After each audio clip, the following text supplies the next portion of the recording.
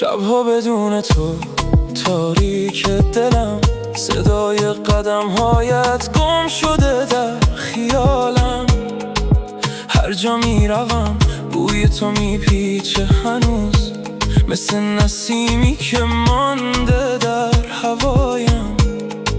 چشمایم بسته اما تو را می بینم، در هر نفس نامت را می گیرم. این حس مثل یک رویای بی پایان است که هر لحظه مرا به تو می کشد.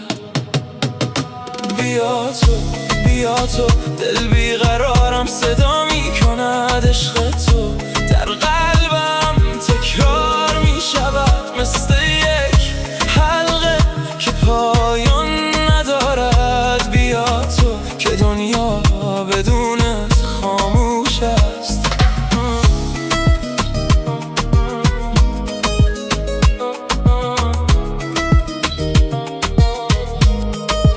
عطرت هنوز روی شانه هایم مانده، مثل خاطرایی که رها نمی شود.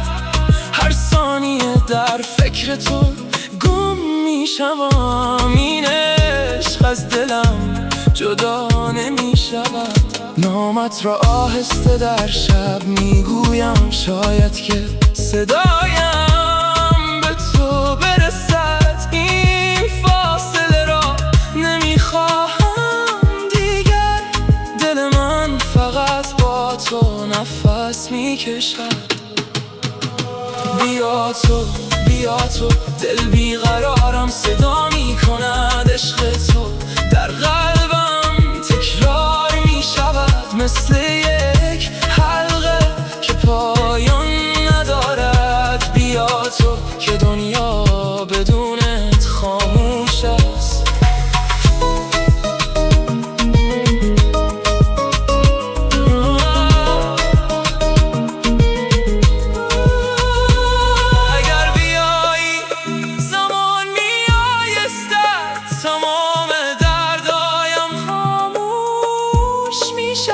در آغوشت گم میشم و